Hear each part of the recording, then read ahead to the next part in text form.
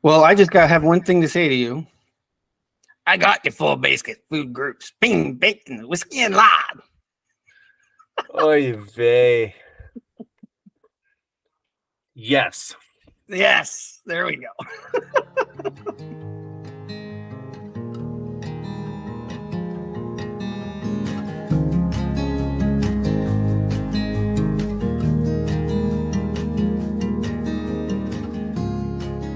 Hey, everybody. Welcome to another episode of Bearded Bible Brothers. I am Bearded Matt. I am bearded Josiah. Yeah, that did sound kind of weird, didn't it? But whatever. Dear, We're rolling. dear We'll go with it. And today we are addressing another very hot button issue, and we're going to do it with as much grace and dignity as we possibly can. So we're addressing another question that was that somebody wrote into us pertaining to how to relate to, love well, evangelize, the LGBTQ plus community without compromising your beliefs or your morals or how you view scripture, stuff like that. So a very, very hot button issue. And I very much expect we're probably going to accidentally offend some people, but please know that it will only ever be an accident. We are not trying to throw anything in anyone's face. We are not trying to foist anything on anyone, but we're going to have a conversation about it because a lot of the world is having conversation about it, and not or in always some cases, a healthy way. Yeah, and if they sometimes it's not even a conversation being had either. In some cases, yeah, but no, I completely conversation agree. implies that it's two directional and has some civility to it, and a lot of the discussions on this topic are far less than civil conversation. Exactly. So our objective today is to have a civil conversation about the most God-honoring way to handle this topic. Yep, and in a loving way. These are friends, these are family members that we're talking about here. And that's one of the reasons why I appreciate our listener writing in about this, because this pertained to someone very close to him. And these are questions that should be able to be asked. And because when you're looking at somebody you love going through a change of any kind, you want to be able to help them, but at the same time, be able to maintain your own values, your own morals, but also your own boundaries as well. What are you the most comfortable with? And so we're going to be talking about that a little bit today. And Matt, you were saying something earlier, even just on a general scale, that I completely agreed with. If you wouldn't mind bringing that back up again, I'd really like it if our listeners could hear you talking about that, because it's something I completely agree with. I've had conversations with my wife about it, but yeah, how do we start this off? What is a general view of this that we can look at? So we're recording this mid-September 2023. Yeah. If you look backward on the timeline, a lot of this started, and feel free to disagree with me on this, but a lot of well, let's just say 5 to 8, maybe 10 years ago, the vast majority of the homosexual community had experienced some sort of trauma, sexual related trauma in their life. Most of the time it was in youth and adolescence or early life. I'd like to make one point of note here. Sure. Mr. Crosswhite is actually a counselor, and you, sir, have a degree, right? You have a master's degree in what exactly? I have a master's in biblical in professional counseling from Liberty University. Professional counseling. What I do as a profession is I'm a biblical counselor. So, but you have a professional counseling degree, So Yes. you can understand the science, the history. You're not just making stuff up off the top of your head. This is some Correct. stuff you have studied. You have a degree that certifies you in being able to say he knows his stuff. Yes. Okay. I think post-pandemic, we live in a world where there's a lot of experts that don't seem very expert. But so with a grain of salt, That's but my yes, point. I paid That's money my and got a point. master's Yes. degree. Yes, yes. That's my point, though. That's my point. So Sure. you actually do know what you're talking about. Yes. Well, So some of the please time. continue. Don't Please ask my continue. wife. No, I'm just kidding. Okay, so it used to be that the very, very majority of the population of gay or lesbian people had experienced sexual trauma in their life prior to making that lifestyle choice. Mm-hmm. And then more recently, the social contagion of it really took off. Mm-hmm. And so the natural questioning of who am I that a young person currently that every single person goes through in their development, roughly between the ages of 3 to 6, Mm-hmm. that is being exploited to a degree, to capitalize on the movement of pushing it from individuals who had a sexual traumatic experience, Mm-hmm. and it has shifted to, instead of you've gone through a trauma, let's help you process that and overcome it. It shifted to, that wasn't a trauma, that was a normal experience that's totally Mm-hmm. fine. You need to learn how to cope with that by any means Mm-hmm. necessary, including dramatic lifestyle changes. Mm-hmm. And then the rest of society needs to become aware of it and be okay with it. So, Yeah. so I'm going to pause for just a second. If anyone hears me trying to talk around the issue or being delicate with my words, I am obviously trying to be delicate with my words, but we're trying to avoid being super political or joining one side or the other. Mm-hmm. I'm willing to have the conversation regarding the politic of it, by definition meaning pertaining to public life. Yeah.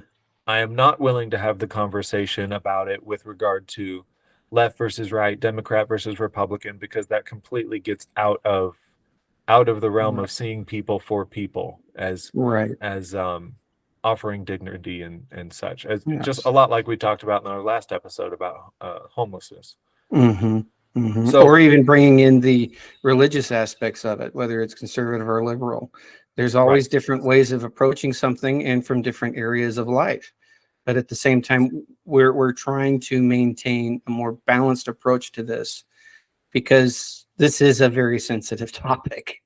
yes, And we want to be sensitive to that reality because it's not just sensitive to the person that's going through this experience of what they're believing about themselves, but it's also an experience that their family members and their friends are going through as well. exactly.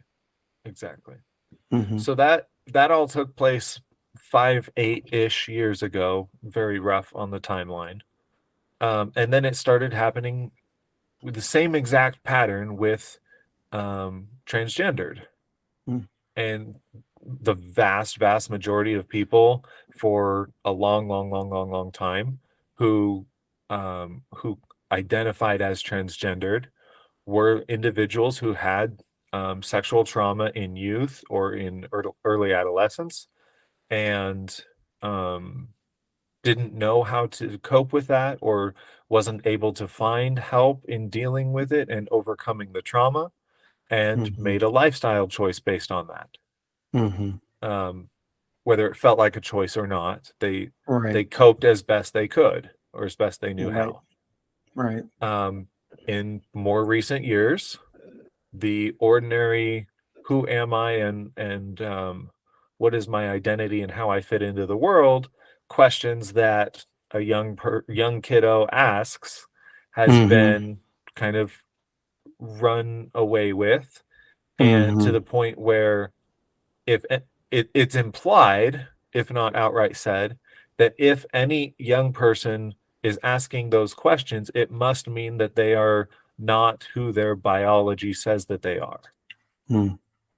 And so it's for the sake of, and this is, if this is the perspective that a sexual trauma that happened in the past is not actually traumatic, is a normal experience that just needs to be coped with and lived with. Mm-hmm. If that's the mindset and the logic of it, then you have to apply it to all sexual traumas and all coping strategies to deal with those traumas. Mm-hmm. So it makes sense that it would go from the category of homosexuality into transgendered, and now what we're seeing in public forum in our country, in pedophilia.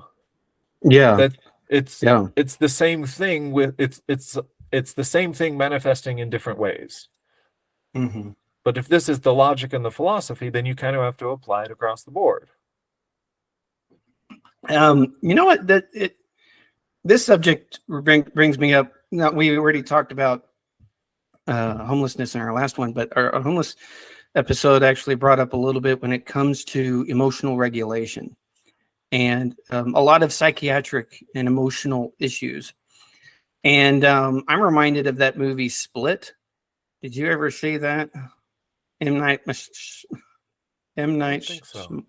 I don't want to butcher his name, so I'm sure many people will understand what the movie I'm referring to. But it was about it included James McAvoy.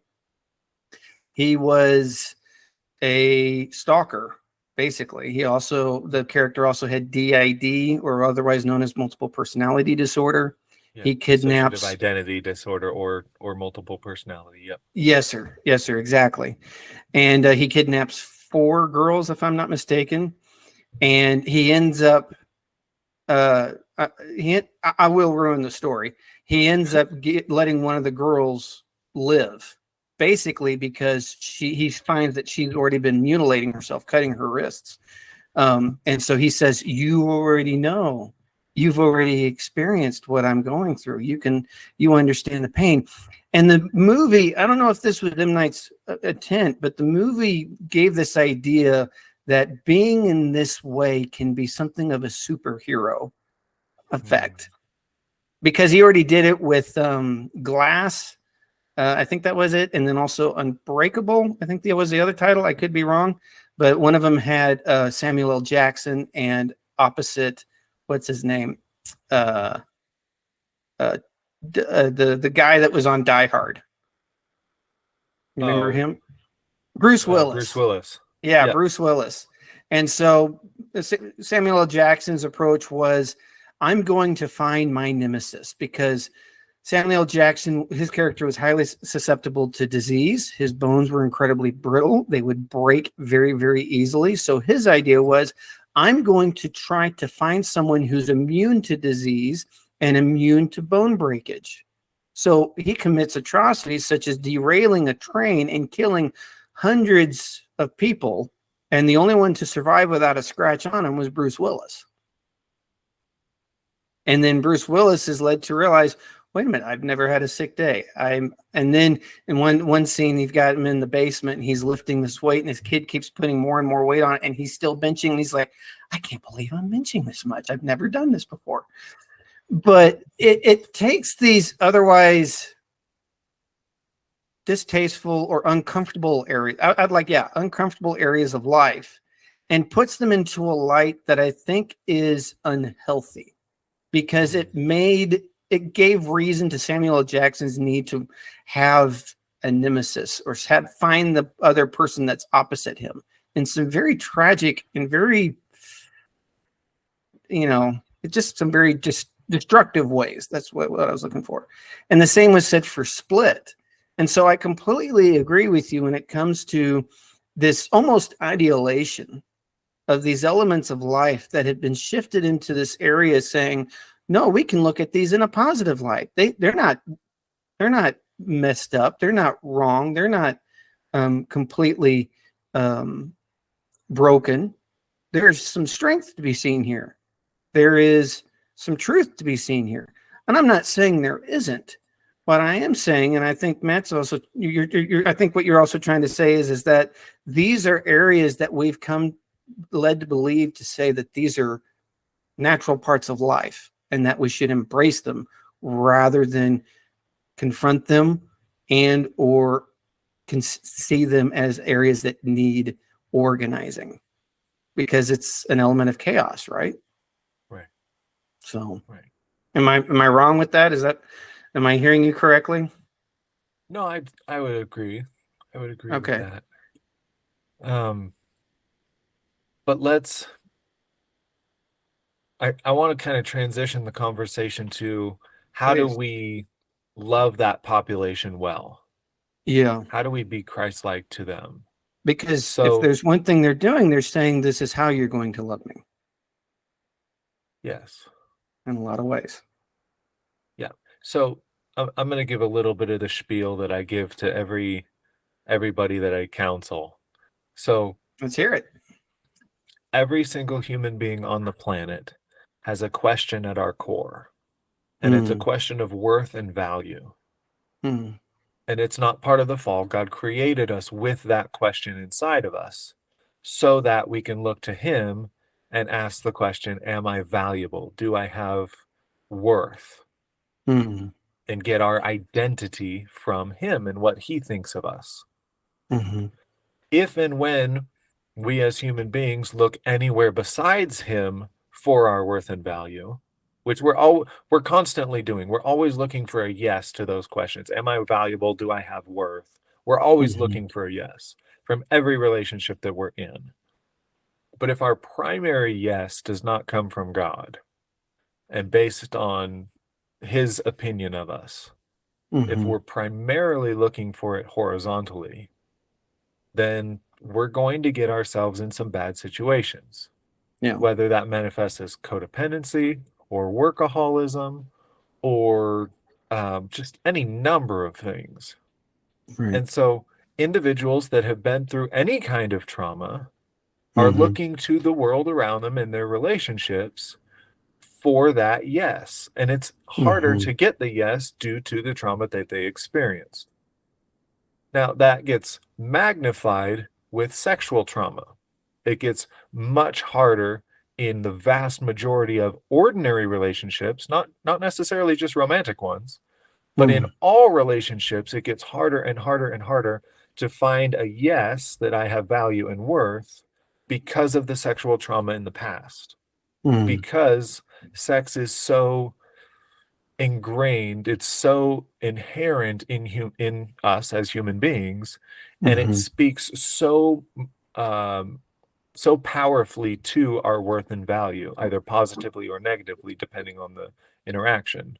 That's Mm-hmm. why scripturally God reserved sexual activity for marriage, so that it Mm-hmm. could powerfully speak between a couple, powerfully speak positive identity and positive value to Mm-hmm. each member of the couple. That's why Mm-hmm. He put those constraints on it. Mm-hmm. If we remove those constraints Mm-hmm. Mm-hmm. and we communicate that the sexual trauma is ordinary and fine, and the coping strategies that you employ to try and just survive with having experienced those traumas, all of those coping strategies are perfectly adequate, and society needs to affirm that your use of those coping strategies is good. Mm. Mm. That gets to where we currently are today. Yeah. Very That's how well we've said. arrived here. Wow, that's very well said. Wow. So for the individuals who identify as homosexual or trans or whatever, the thing that we need to keep in mind is that Mm-hmm. at the root of that problem, and at the root of homelessness, and at the root of addictions, and at the root of vegging out in front of Netflix after a long day, we are always looking for a yes, I have value. Yes, Mm-hmm. I have worth in the eyes of Mm-hmm. those around me. Mm-hmm. That's what every single human heart is looking for. And I don't just mean every single American human heart or every single Western human heart. Every human on the planet. And you can't make generalized statements like that very often. Every human being needs air. Every human being farts. And every human being needs to know that they have value and worth inherent. Right.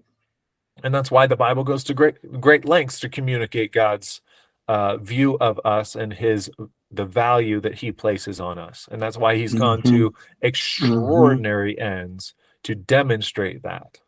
Yeah. Yeah. And I think one of the ways he did that was with the book of Ecclesiastes. How interesting that you find meaning out of meaninglessness.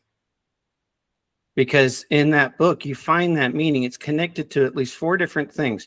One, what you do, having a passion and ability to do something.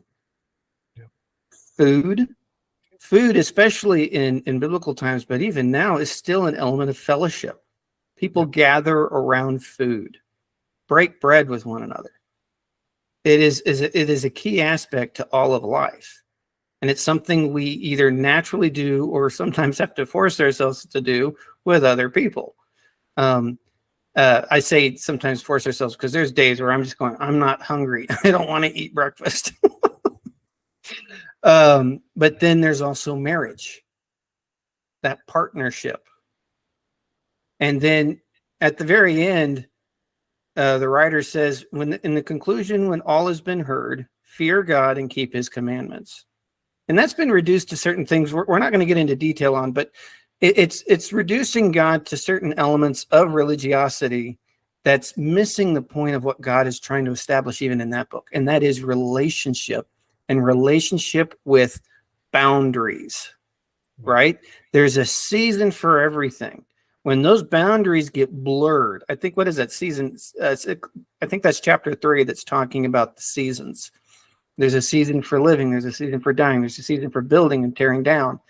It's in there, whether I've got the right chapter or not. But these seasons have boundaries. Now, while that can sometimes slowly fade in or out of whether or not it's fading or anything, there's still boundaries that are at work here. Wouldn't you agree? Absolutely. Yeah. And so what I'm hearing from you is that when we lose those boundaries in life, it kind of becomes a puddle of just everything and anything. And so it can be that way, right? Absolutely. And that's why when it comes down to how to love family and friends who do identify as anything in the LGBTQ plus perspective, you start by showing dignity, just like we talked about with the homelessness podcast last episode. It always starts with dignity. If you read through the Gospels, that is where Jesus starts 100% of the time. Yeah. Even with the people who he had his most severe rebukes for the religious population who thought they were doing things right and they were misrepresenting God to the masses. There's no 2 ways about that. I'm gonna take a tangent because Christy and I attended a church that we had not been to before this weekend, and they took the unfortunately popular perspective in church world that Jesus leveled his most severe rebukes against the Jews, and that the whole New Testament is about the Gentiles and how awfully the Jews did. That could not be further from the truth. Read the scriptures for yourself outside of an echo chamber, and you'll figure that out. That's not difficult. Anyway, he leveled his most severe rebukes to the religious elites who were not doing a quality job of modeling and demonstrating God to the people, and not doing a quality job of demonstrating relationship with God. But even to those, one other thought, hang on one second. Please, no. Even to those people who he had the most severe things to say, he only ever said it with dignity. Yeah. He was Yeah. Yeah. approaching them Yeah. as peers, which inherently means that you are giving dignity. He never Yeah. spoke down to any of them. He rebuked their ideas and their philosophies, but Yes. he always treated them as human beings. Yes. Throughout Oh, yes. history, we humans are capable of extreme atrocities against one another, but not before we dehumanize each other. That is a Mm. necessary prerequisite to abuse and torture our fellow human beings. You have Yeah. to make the other person less than human. That's wow. That's very well said, because it continues to illustrate the picture I had in my mind as you're saying this. The incident where some of the leaders bring the woman caught in adultery, butt naked, to Jesus, and they treat her as if she's nothing. Right. This is going to be our object lesson for the day. And Jesus turns it and goes, no. And he engages with her. He engaged them first. He brought to light what he brought to light what he wanted them to see. But then at the same time, he brought to light what he wanted her to see. He wasn't just dismissing her out of hand. He was actually connecting with her and treating Right. her as a member of the family of Israel, and as a member of the family of God. And that's so powerful. So powerful.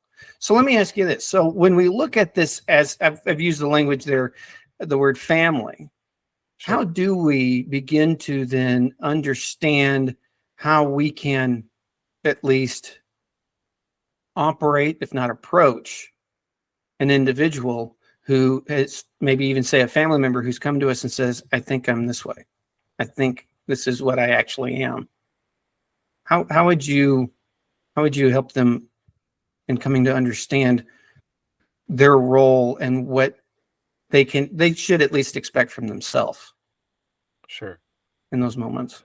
I think the best thing to just start with right out the gate is, before you hear those types of messages from friends or family members, please try and immerse yourself in the biblical worldview and the understanding that everyone is always trying to find value and worth.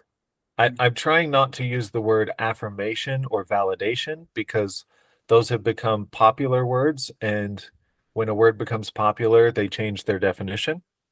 So I'm trying to use Too the words true. worth and value very intentionally. Yeah. Whenever someone comes to you with anything, if they tell you, "Hey, I'm getting a divorce," Right. or "I just got laid off," or "I Mm-hmm. think I'm homosexual," or Mm-hmm. whatever it is, please live your life understanding that everyone is looking for worth and value. Relate Mm-hmm. to them on that level.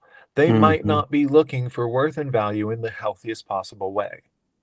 That's okay. Neither do you. Neither do Mm-hmm. I. We Mm-hmm. we don't do this life perfectly.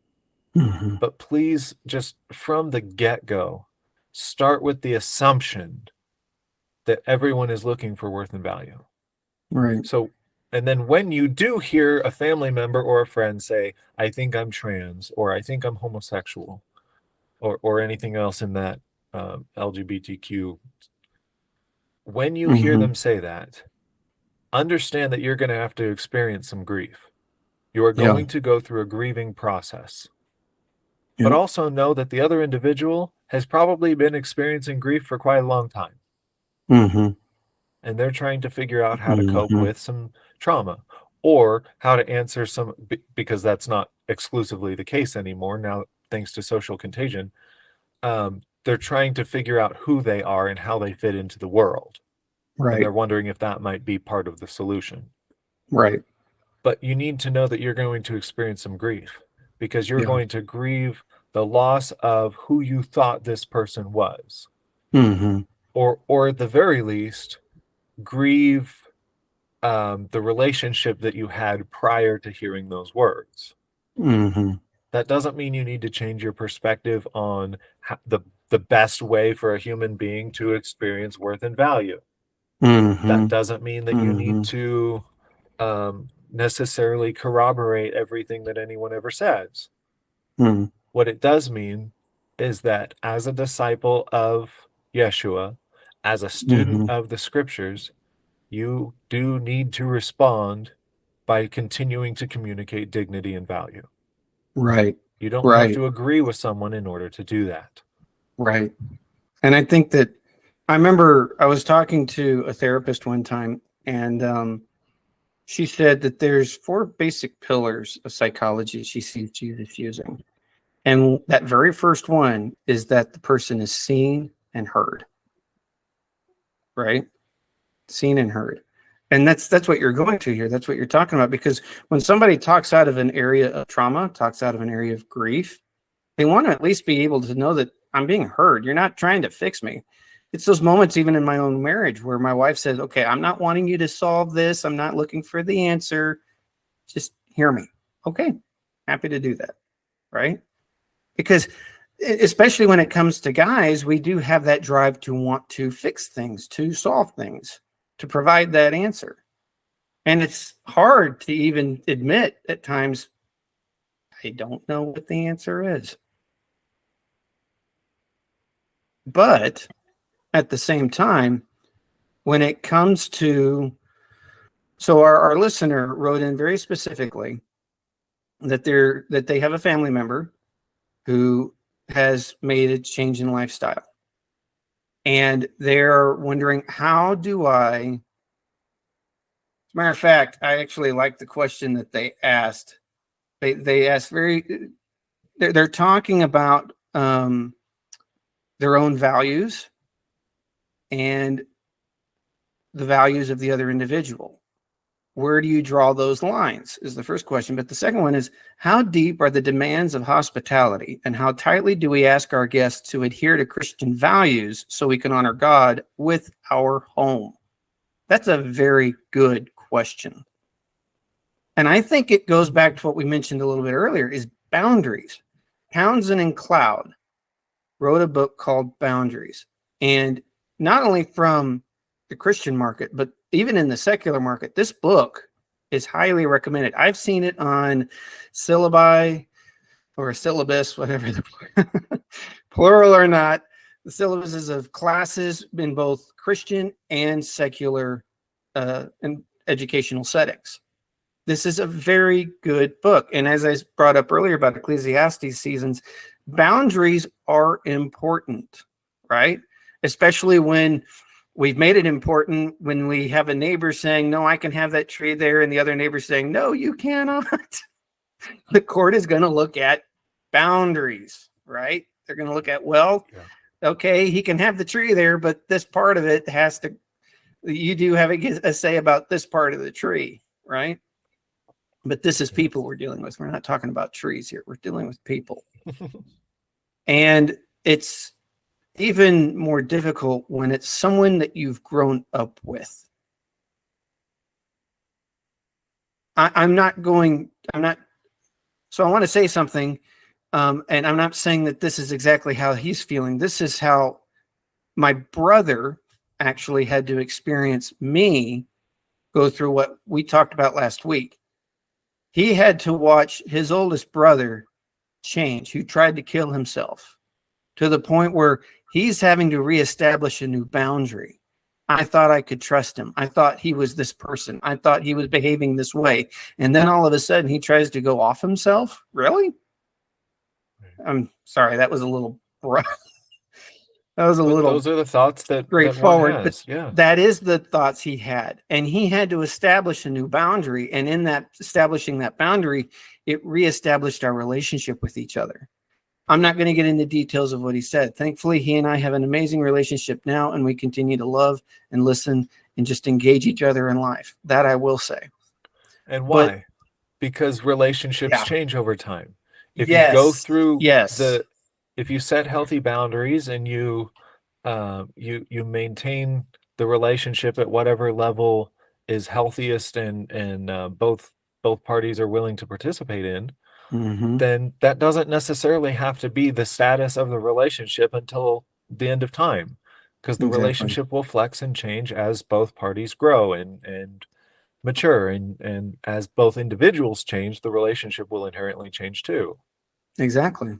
Especially when you're also, so when you've got the element of your own family, and you're trying to maintain that family in the values and in the morals that you have established and how that family is going to operate. Every family's got different ones, and that's fine. Some of them can look very similar and some of them can look very different.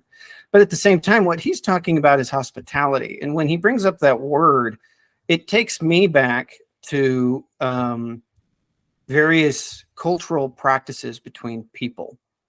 There are different parts of the world where hospitality is so highly valued that if you don't offer hospitality, you are looked down upon in that societal structure. And then there's others where the society could care less about hospitality, right? But yet he has made hospitality very important to him. So how can he extend hospitality to this family member when he's concerned about what not what who the family member is? We're not going to the person here. We're going to a practice, a lifestyle, well, how that might influence, say, their young child or the boundaries of their home. Let's just go to even the boundaries of their home. One thought that comes to my mind is not only are you going to have the conversation, which can be in and itself very hard because you're not sure how the other person is going to respond, right? Me and my brother, we had to have that conversation. It was very hard. We had to give each other the benefit of the doubt too, because that's a very intrinsic part of relationship, right? And when trust is damaged or destroyed, it's hard to give someone the benefit of the doubt. But when you can make that small effort and put yourself out there, sometimes when you put yourself out there, people are able to respond empathetically in the sense that they can sense you're trying to understand them. You're putting yourself in a position to be vulnerable, right? And so one way I would see that for me personally is, okay, I really want to see you. I want to spend time with you. There are certain boundaries and certain expectations and values that I've put in my household. And so what would make me feel the most comfortable is if I pay or help you pay for a hotel room nearby or find you a bed and breakfast or something. It's not pushing them away. It's maintaining certain boundaries that you have valued. What do you think of that, Matt? You think that would be a healthy response? Yeah, absolutely. Okay. Absolutely. But at the same time, I think we can't have this conversation without also talking about cancel culture. Oh boy. Because as soon as you set a healthy boundary with anyone really, but especially as soon as you set a healthy boundary with someone who has sexual trauma in their past and who is looking horizontally for worth and value, any amount of perceived obstacle from your side, it might be a healthy boundary. From their side, it might be a perceived obstacle to relationship. Very true. And so there very likely can be a negative reaction, and they might take it as, you don't love me, you don't care about me, you see me as having less or no value. Right. And then cancellation happens because it's communicated in our society today that if anybody doesn't give you a yes to your worth and value question, unequivocally and agreeing with all of your lifestyle choices and all of your everything that is you, then you have to cut them out of your life. Yeah. That goes with it. So be Christ-like by setting healthy boundaries and leaving and risking being canceled. Yeah. But leaving that up to the other individual. Be willing to stay in relationship with them as long as they are willing to be in relationship. Yeah. Think about this. Yeshua rubbed shoulders with the Pharisees for 3 years of ministry, and he upset them greatly on a number of occasions. Yep. But they were willing, generally, to have a continued relationship with him. He goes down to Jerusalem in that 3rd year of ministry and speaks against the Sadducean cult that was running things down there, and he gets killed in a week. Mm-hmm. Some people are willing to stay in relationship with you, and some people aren't. Right. Be willing to Right. set the healthy boundary anyway.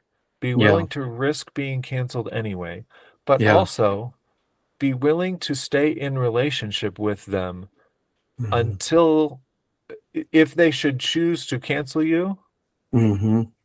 choose to be okay with that.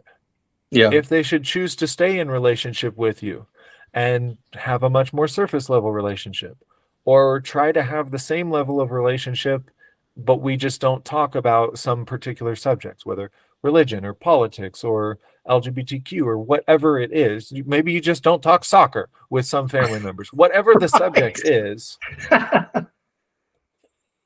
you just Yeah. be willing to stay in the relationship as long as they Mm-hmm. are willing to, Mm-hmm. but maintain your Mm-hmm. healthy boundaries. Right. You don't It's cancel yep. others. Yep. That's that, and that's not justice. That's not Right. justice. It's Exactly. it's an idea that we've got. Oh, this is justice. No, it's not. I like something I was once told is that forgiveness is looking at God and recognizing He's the one sitting on the throne instead of telling Him, "Hey, can you move over? I need to take a seat." Right. It's looking at God and saying, "I give them to you. You judge them or let them go because it's your law that they broke and they hurt me in the process." Right? That's a very real element of that. Another one. So I've always heard the term neutral ground, right? So when you have these two, let's go back to medieval. You have these two armies coming together and they're willing to fight. They do truce, right? Let's go truce. Then they come to a neutral ground and they have a chat, right? Well, one of the elements that I would call biblical in this is that it's creating spaces. What God did, especially in Genesis chapter 1, when we first see it, He's creating a space and He's filling it. Right? He's established a boundary on all the borders of this space, and He's filling it with something specific, whether it's with light, whether it's with plants or animals and so forth. And so when you're looking at your house, you're looking at a space that you and your family live in. And while it's important to maintain that, it's also important to be able to establish, when you're establishing something new, whether you've got a boundary in place that's a little flexible, whether it's your comfort level or your ability to handle or your confidence, there could be a lot of words put in there. When you're in a position of going, I don't know what to do, work with that person in creating a space. This is going to be our space that we work with. And we will come to this space and we will see what develops here, what grows, what we end up putting in this space. And then as that relationship develops and the trust develops with that relationship, then those boundaries can be adjusted. It's not something that has to happen here and now. We live in a microwave effect. I get that. We have an instantaneous society. We've got knowledge at the grab of a hand, almost literally. I would almost imagine, I can't wait to see somebody who has the hand device that's actually implanted in them. I've actually seen that telephone. It's okay, weird.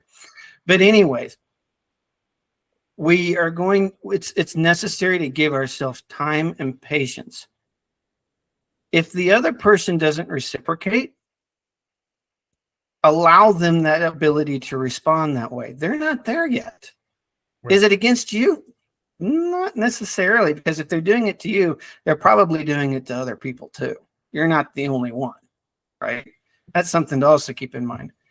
But the ability to create something with someone, whether it's a relationship or something else, the ability to create with someone can be more important. And when you go into it with that mindset, it kind of de-emotionalizes it, although not to say that emotions won't be a factor. Emotions can still be very much a part of it, but it can set terms, going back to that truce idea. It can set certain terms. What are we willing to do right now? Then you come back after a time and you reassess things. I'm not using the word renegotiate intentionally. You reassess, right? Because relationships are not as political. They're not as capitalistic. They're not as everything, there's a lot of different fields in life, but they're not so black and white as a lot of people think. They are lives, and there's things that come in and out. They are flexible, they're malleable, they're adjustable. That's why fake languages don't work the way they do. Sorry, my linguistics coming out a little bit. My linguistics background is coming out a little bit, which is why relationships should and must be organic. If they're not, then something else is being made there, and it can continue to influence what you're trying to do. You want to have that intentional relationship, then have it, but be honest with yourself and be honest with them. If you're not, that sets it up for it can set it up for some really nasty turns, and that can come down the road. So what do you think, Matt? I think that's our episode. Okay. Thanks for sticking with us as we navigated these waters. Please, we'd love to hear your thoughts, comments, questions, concerns, hopes, goals, dreams, aspirations, expectations, critiques, whatever you've got for us. We are beardedbiblebrothers@gmail.com. In your emails, please try and be as dignified as possible. Again, we did not mean to offend anyone. No, not at all. I'm sure we did on some level. In today's society, it's almost impossible not to offend someone. Yeah. But please know that we walked this just as delicately as we could, while still actually having a conversation rather than just staring at each other for an hour. So, but we would love your feedback, positive or negative. So please write to us, beardedbiblebrothers@gmail.com. Also, please let us know what kind of content you want to continue to hear. Do you want to do more Bible studies through books of the Bible? Do you want to do more topical studies? Do you want to do conversations like this? Do you appreciate the flexibility of it all? Let us know what you guys want to hear, and we will whether it's see what we can do. And find out what kind of wax Matt uses on his head. We could have a conversation about head wax. I don't buff my head. Despite the fact that it might look so, I do not use Mother's brand polishing compound. That's for cars, not for noggins. Right. Sheesh. All right. I'm going to cut you off before you get to say anything else. Thank you guys for tuning in with us. Thanks for being here. We look forward to our next conversation. Until then, God bless.